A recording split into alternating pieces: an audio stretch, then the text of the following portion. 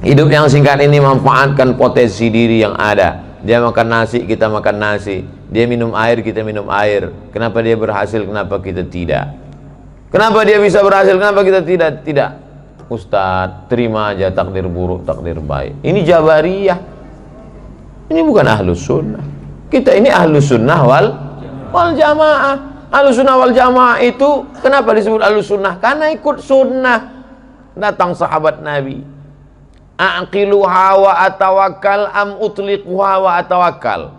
Apakah ontaku ini aku ikatkan ke batang korma setelah itu bertawakal, atau aku lepas saja?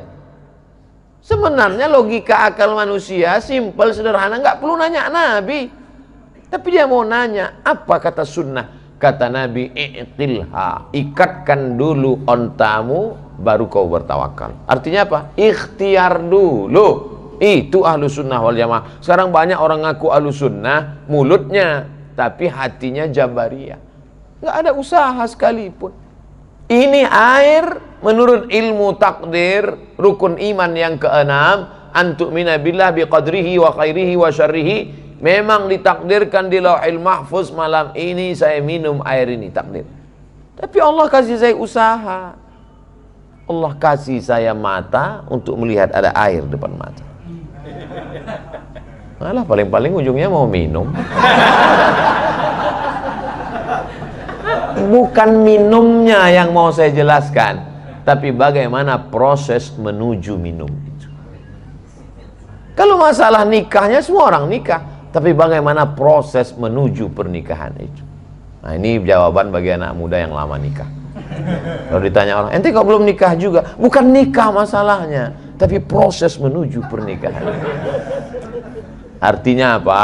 Bahwa ada usaha untuk mengulurkan tangan, mendekatkannya ke mulut, supaya dia berubah jadi ibadah dengan mengucap nama Allah, Bismillah. Itulah Ahlus Sunnah wal Jamaah. Kalau Jabariyah, enggak. Cobalah, buka aja mulut, masuk lah dia. Jabariyah tidak ada ikhtiar, tidak ada usaha. Tapi bukan berarti kita mengatakan bahwa rezeki kita tidak dijamin Allah. Wa ma min dabbatin fil ardi illa 'ala Allahi rizquha. Semua yang melata di atas muka bumi ini dijamin Allah rezekinya. Cacing tak berkulit. Cacing tak berkulit. Makanya kita selalu dengar, ini dari kulit apa? Kulit kambing. Ini kulit apa? Kulit buaya. Pernah nggak dengar ini tas dari kulit cacing? Nggak ada. Cacing tak berkulit, maka tak bisa hidup di atas tanah. Cacing tak berkaki. Kalau cacing itu berkaki, polisi pasti pakai cacing untuk mencari narkoba. Karena hidung cacing lebih tajam daripada hidung anjing herder. Hidung paling tajam di dunia hidung cacing. Makanan yang paling mengerikan adalah makanan cacing. Apa? Mayat. Hati-hati yang suka menyiksa cacing. Yang menusuk cacing dengan ujung pancing. Apa kata generasi pelanjut cacing? Sekarang kakek kami kau tusuk, awas kau nanti. Yang mancing terus saja mancing, gak apa-apa. Siap-siap aja lah nanti. Saya cuma mau menjelaskan bahwa rezeki dijamin Allah, tapi tetap harus ada ikhtiar dan usaha. Lau tawakkaltum 'ala Allah haqqa tawakkulih la razaqakum kama ruziqat thair. Hadis sahih. Kalau kamu sebenar-benar tawakal pada Allah, Allah kasih kamu rezeki seperti seekor burung. Bagaimana seekor burung mendapatkan rezeki? Taghdu khimasan wa taruhu bitanan. Terbang dalam keadaan perut kosong dan pulang dalam keadaan perut berisi. Itu logika yang disampaikan Nabi, itu luar biasa. Burung tidak pernah terbang berpikir, pernah tak ada burung termenung, kira-kira kalau terbang nanti dapat apa ya? Dia akan terbang sejauh mata memandang. Dan burung makanannya luar biasa. Burung yang terbang di udara, makanannya ikan di dalam laut. Bisa dia pantau dengan ketajaman matanya, dan dia dapat. Luar biasa. Oleh sebab itu maka harus ada usaha. Bangkitkan semangat, ini berusaha. Kalau sudah tertulis itu milik kita, kita dapat. Andai tak dapat, beriman kepada rukun iman yang keenam, keluar dari mulut la haula. Tapi ucapan la haula wala quwata itu setelah ikhtiar, bukan sebelum. Setelah berkeringat, berdarah-darah, merantau, meneteskan air mata, enggak dapat, baru la haula. Ini tidur seharian. Kita dibangunkan, ente enggak? Dia berhasil, ente kenapa enggak? La haula. Ini orang bukan ahlus sunnah, ini ahlul fitnah. Kita ahlus sunnah wal jamaah, ikut sunnah Nabi Muhammad SAW. Idza qudiyatis shalah, kalau sudah melaksanakan salat, fantashiru fil ard, bertebaranlah di atas muka bumi, wabtaghu min fadlillah, carilah karunia Allah. Sejalan bunyi ayat ini dengan doa keluar masjid, Allahumma inni as'aluka min fadlik wabtaghu min fadlillah, cari karunia Allah. Oleh sebab itu kalau ada orang berpangku tangan, tidak berusaha, ente kenapa enggak berusaha? Saya serahkan sama Allah. Ini bukan ahlus sunnah wal jamaah. Maka bangkitkan semangat. Air santri harus menyebar ke seluruh dunia. Amin. Cuman saya kadang kalau saya mau ceramah, ini air harus ditukar ini. Pertemuan di depan jangan lagi ada air ini, harus air santri. Ustaz, kami belinya kemana? Untuk sementara memang belum masuk ke kota kita. Ya maaf, sudah berapi-api, cuman distributor ini kurang semangat. Lemas lagi. Jamaahnya lemas, saya pun ikut lemas. Ke depan insya Allah ini baru satu contoh air, belum lagi yang lain-lain. Nah, cuman ketika saya ceramah masalah memakai produk kita ini, disitulah serangan bully bertubi-tubi ke saya. Coba baca di internet itu, Ustaz kok nggak sakit jantungnya baca itu? Nggak, saya baca. Saya baca, udah lama saya mati baca. Tapi doa jamaah pun luar biasa. Jamaah mendoakan dari berbagai macam. Saya mau ceramah penggalangan dana beli tanah untuk pesantren anak autis. Anak autis. Anak autis yang tidak bisa dijaga oleh orang tuanya, ditinggalkan, dicampakkan. Ada satu alumni Al-Azhar peduli, kasihan, sayang, luar biasa orang, adik kelas saya. Mendengar berita itu saya pun langsung, ayo kita ke sana penggalangan dana. Enggak boleh ceramah penggalangan dana. Lama saya di depan cermin, apa muka saya seperti rambu. Astagfirullah. Lalu saya tanya lah, ada seorang yang ngerti psikologi, kenapa orang melarang saya ceramah? Padahal saya kan mau penggalangan dana untuk, kata dia, Ustadz, orang kalau terlalu paranoid melihat kucing kurus pun seperti singa. Saya ujungnya bangga, berarti saya seperti singa. Tapi awalnya aja nggak enak kucing kurus.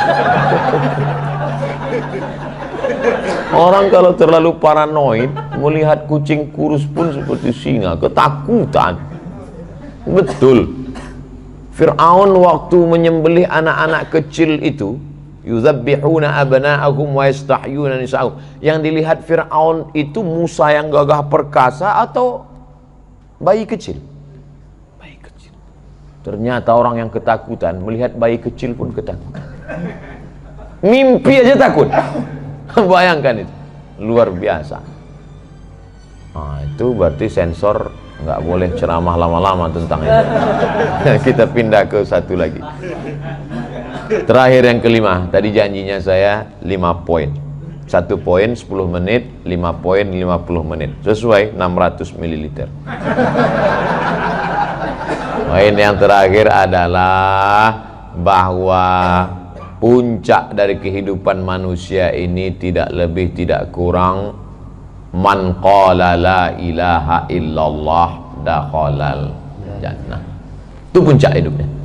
Karena siapapun juga nanti pasti akan keluar dari alam ini, dan password untuk keluar itu la ilaha illallah. Dan nggak bisa dihafal, nggak bisa dihafal.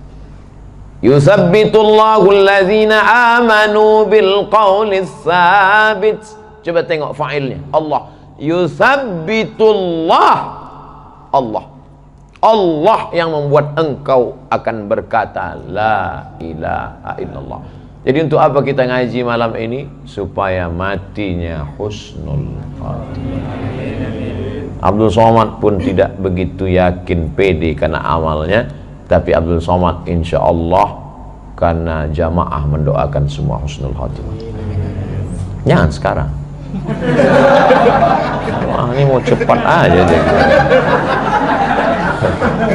Kasih dulu agak-agak 2-3 tahun ya. Nah, kita masih ada program ke depan. Sekarang banyak orang hebat, rajin dengar pengajian, tapi nggak punya basic. Ceramah ini diambil, ceramah ini diambil, ceramah ini diambil. Sama seperti buat bangunan, dindingnya mantap, atapnya keren, lantainya keramik, tapi pondasinya kayu lapuk. Saya bukan mengatakan orang begini percuma saja, bukan. Jangan langsung down gara-gara ini. Saya nggak mau gara-gara ini besok, kalau gitu nggak usah dengan ceramah lagi lah, bukan itu. Maksudnya supaya bangunannya lebih kuat, maka pondasinya kuat, yaitu baca kitab kuning. Gimana caranya Pak Ustadz? Kami nggak pernah mondok. Ini harus. Dan di antara pesantren yang menggodok ilmu yang sulit, ribet, jelimet, sulit, payah, itu bisa disederhanakan oleh pesantren Sidogiri dengan program bernama Al-Miftah. Al-Miftah, kuncinya ada di situ. Kalau sudah punya kunci, Ustadz tinggal di mana? Hotel bintang 5. Punya kunci? Enggak. Itu mobil siapa? Oh, mobil saya. Kuncinya enggak ada. Apa gunanya? Maka dikasih Al-Miftah, kunci. Jadi Sidogiri punya kunci. Saya ketemu dengan kiai pondok pesantren, santrinya saya ketemu 12.000. Saya tanya, Pak Kiai, iya, gimana caranya biar supaya cepat baca kitab? Oh, kami sudah kirim santri-santri kami. Kemana? Ke Sidogiri. Maka saya minta, berharap. Untuk nulis surat permohonan saya malu, segan. Tapi secara lisan, kalau pulang atau alumni pertemuan, minta supaya buat lagi satu jurus namanya Miftahul Mafatih. Gimana supaya dipres lagi nih kunci ini? Gimana supaya 40 tatap muka bisa baca kitab, 40 pertemuan bisa baca. Kenapa 40? Ya, 40 kan usia kesempurnaan. Nabi Muhammad SAW jadi nabi usia 40. Nabi Musa terjebak di lembah Tih sampai dapat jalan keluar 40. Maka dibuat 40 jam bisa baca kitab. Kalau kita bisa punya jurus ini, pakar-pakar kitab kuning di Sidogiri bisa melahirkan program 40 jam bisa baca kitab ini, barulah kita bisa tawarkan ke seluruh dunia. Saya jadi bintang iklannya aja. Anda ingin mendapatkan ilmu 40 jam bisa baca kitab? Segera datanglah ke nomor berikut ini. Langsung datang teh manis. Masya Allah, luar biasa. Barulah saya nanti ceramah keliling bupati, wali kota, gubernur.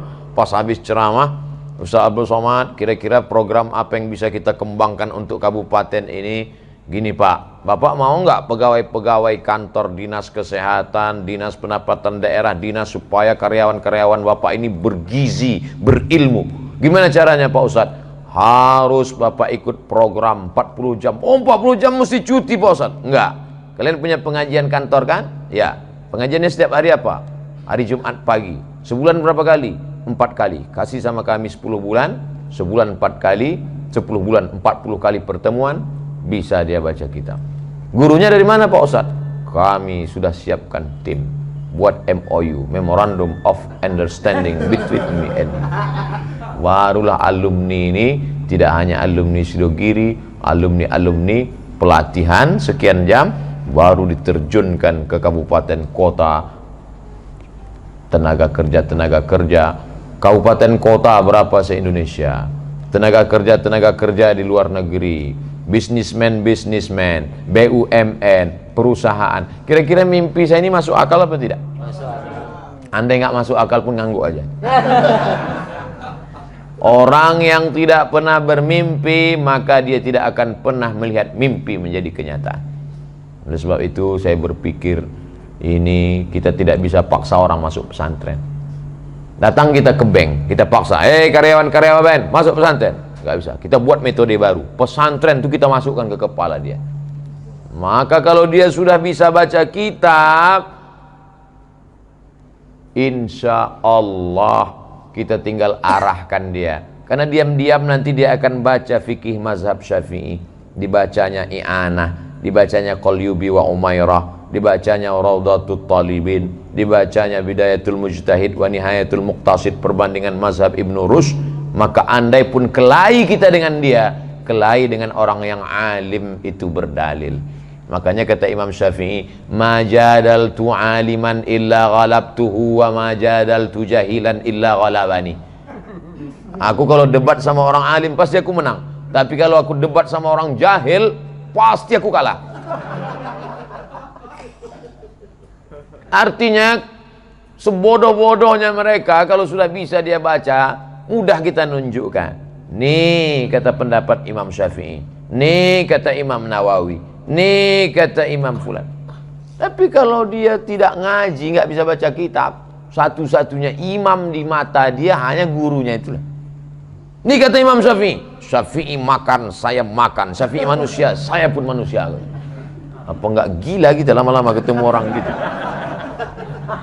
Jadi mencerdaskan umat ini tidak lain tidak bukan adalah mengembalikan kepada kitab kuning. Karena kitab kuning adalah jembatan untuk memahami Quran dan sunnah.